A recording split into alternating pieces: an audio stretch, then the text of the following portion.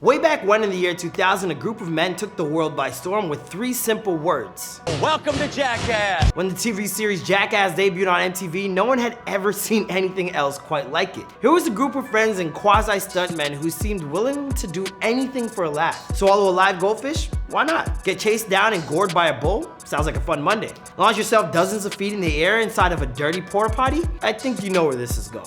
You ready, Steve-O? No.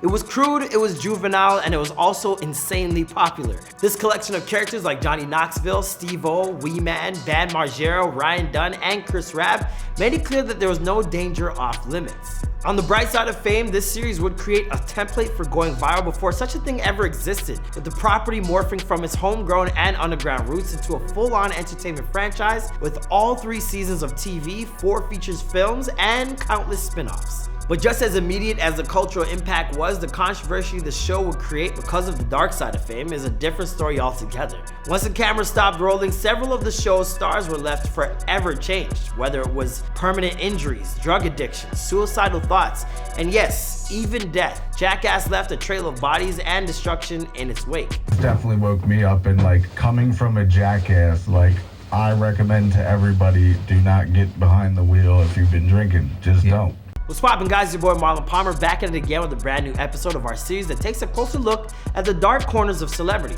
Today's subject is none other than the comedy group Jackass. The boys are about to reunite and drop their 4th feature film sometime this year, so what better time than now to investigate those areas of the show that aren't so often discussed. Look, we all were huge fans of the series back in the day, but that doesn't mean there weren't a whole lot of mistakes being made during the creation of it.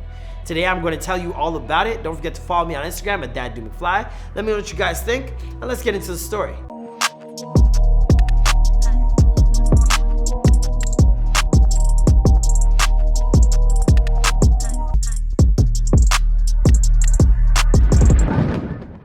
Johnny Knoxville, arguably the most famous member of the Jackass crew, conceptualized the series back in 1998 and pitched the ideas to several different publications.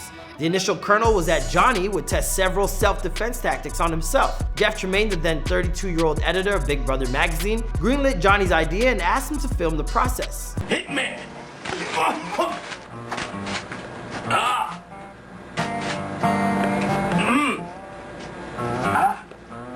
Around that same time, Bad Margera, his best friend Ryan Dunn, and a group of others that included Chris Raab, created their own underground skating group that moonlit as stuntmen and slapstick comedians known as CKY, which stands for Can't Kill Yourself. They released their own homemade movies, the second of which, CKY 2K, would lead to their connecting with Johnny Knoxville. Raab told Page 6, "That was the video that put us on the map. That's what led to the connection with Jeff Tremaine, Johnny Knoxville, and Spike Jonze. So when we connected with them, we went out to California to film a couple of things with a few guys with the Big Brother skateboarding magazine." Tremaine acted as the mastermind behind the scenes who put the whole thing together. After filming this new collective pulling pranks and dangerous stunts, he showed the footage to MTV and Comedy Central, and MTV eventually bid on the idea. Once the show was greenlit, members like Wee Man and Steve-O were added to round out the cast, with Tremaine acting as the primary director. Before they knew it, they were going full speed ahead. The show's extreme antics forced the network to attach a disclaimer that was shown at the beginning and end of each episode in an attempt to warn their impressionable young audience that they should, under no circumstance, try these stunts at home. Of course, as soon as you tell someone what not to do, what do you think the very first thing they're going to do is? Yeah, that's what I thought. Fans of the series would repeatedly try to duplicate stunts or worse, create their very own, which led to horrifying injuries like a 14-year-old boy who reportedly burned over 65% of his body after imitating this human barbecue stunt. You want me to flame you up a little bit or not? Oh, don't play me up right now because it's going to come up and hit my face.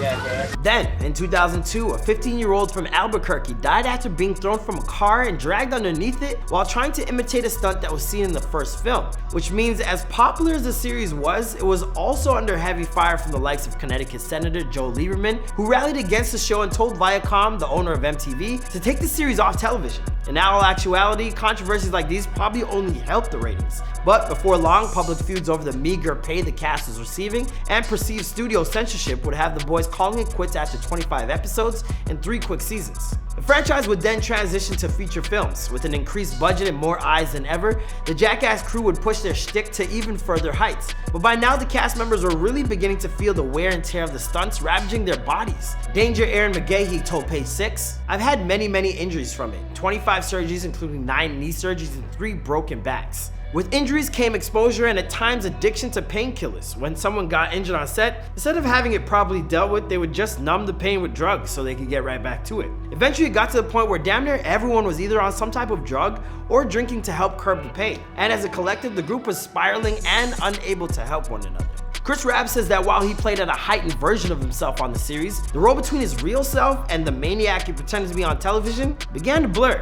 He told Page 6, "I did a lot of cocaine and I drank my ass off pretty much 7 days a week. Jackass was perfect time for my addiction to manifest. It's an obsessive lifestyle. I didn't realize how much I became a slave to drugs and alcohol." Eventually, Chris recognized that his only chance at survival was to leave the group altogether. Chris would exit after the first feature film and not return for any of the sequels. He says that after he began to spiral even further, taking more drugs and drinking more alcohol all alone in his condo because he didn't want to be around anyone, he eventually began to contemplate suicide. I actually went heavier into drinking, and it was a pretty dark part of my life. Felt like I didn't have any friends, felt like I couldn't trust anybody, and I was like not contacting anybody. This was largely because it was hard for him to readjust to normal life after the years he spent with Jackass. He blew all of his Jackass money almost as soon as he first got it, and by the time he was older, he had to work as a waiter at a restaurant to make a living. When patrons would recognize him and ask what the hell he was doing serving them food, it was extremely embarrassing for him. These days, Raab is doing much better, working as a consultant on films, and he stayed sober for close to 10 years. But not everyone who was once a part of Jackass is so lucky. Take for instance Bam Margera, a man who has struggled on and off with alcoholism, drug addiction, and an eating disorder ever since he first started destroying his body back in the CKY days. Bam says he never even touched alcohol before filming began on Jackass, but once he did, he was hooked. If you're a professional skateboarder, you can't drink. I never drank until I was like 22. Never tried drugs at all until I was like 24. He was frequently caught on camera and behind the scenes clips drunk out of his mind during the filming of both Jackass and his own series Viva La Bam. During an episode of that latter series, he was taken to the hospital by state troopers and paramedics for dehydration after a 4-day drinking binge. Margera told People magazine in 2017, "I was bag wasted every night and eventually was like, this has to stop. Once I woke up in my own puke and piss, I knew I had to cut it off." Always a good indicator. Waking up in the piss and the vomit, never a good time. Never happened to me, but I'm assuming it's not a good time. Despite coming to this realization, rehab has never gone easily for Bam. He's been in and out over a handful of times and usually leaves the program before it's completed. He's appeared on TV series like Family Therapy with Dr. Jenna and Dr. Phil, all in a search for help, and despite having short periods of sobriety, he almost always seems to relapse. Come on. I'm serious. This Bam. is a fucking reality TV show. Yeah, Bam, this is over. Stop. I'm your daddy, Bam. In September of 2019, Bam was diagnosed as bipolar and began receiving treatment, which seems to have helped him stabilize, at least until more recently. But we'll circle back to that in a moment or two. To make matters worse, Bam has also struggled with bulimia over the years, but neither his eating disorder or his drinking problem would impact Bam as much as the death of his best friend Ryan Dunn. Ryan was a staple of the Jackass series, and for the most part, usually the most level-headed member of the group, often calling his friends stupid for the insanity they were willing to put themselves through. Unfortunately, Ryan had a weakness himself when it came to two things: drinking and fast cars. One day in June of 2011, the combination of both of those things would prove to be his demise. Dunn and his passenger Zachary Hartwell died from the impact and resulting fire of the crash in West Goshen Township early yesterday morning. Dunn's Porsche might have been traveling as fast as 130 miles per hour. While driving his Porsche with friend Zachary Hartwell beside him, Ryan's vehicle crashed into a tree and both men would die inside the resulting inferno. Bam was devastated. I've never lost anybody that I care about. It's my best friend. At 12:30, I just started punching out the windows and ripping out the speakers, and I don't even know why. What made matters worse, we later learned that Ryan had been drinking prior to the crash, and his blood alcohol content was more than twice that of the legal limit of Pennsylvania. As horrific as the accident was, perhaps no former member of Jackass made more headlines for their insane and dangerous antics than the man known as Steve-O.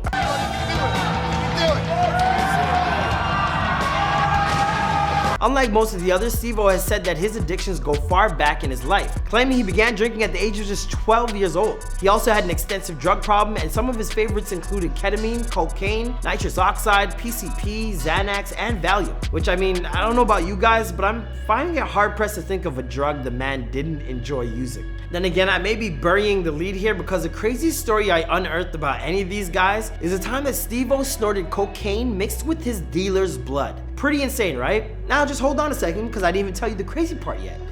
His dealer's blood was HIV positive. Yeah. And this is how desperate and pathetic my addiction was, that I sat there knowingly scraping up this tainted blood cocaine. I sat there and snorted it. Steve-O got lucky and never contracted the disease, but I mean, my God. And hey, drugs with a side order of near-death experiences weren't all of it. In 2002, he was arrested on obscenity charges for stapling his scrotum to his leg during a performance at a Louisiana nightclub. Then in 2003, he was arrested in Sweden after he was caught swallowing a condom full of cannabis to get it past authorities while flying. How do you get caught did they catch him mid-condom? I'm so confused. Things hit a fever pitch in 2008 when he was kicked off the air during MTV's live broadcast of the Jackass MTV 24-hour takeover because he was so wildly drunk. Soon after, he sent out an email to the boys of Jackass suggesting that he was thinking of taking his own life. His friends sprung to action and forced him to go to rehab. Once there, he was placed under a 72-hour psychiatric hold, which was later extended to 14 days after an alleged suicide attempt. I'm sure you're figuring this probably doesn't end well for Steve-O, but amazingly, he turned his act around and became a giant success story. He's now been sober for over 13 years, which is just an amazing accomplishment. Can we give it up for Steve-O? Clap at home. Clap at home.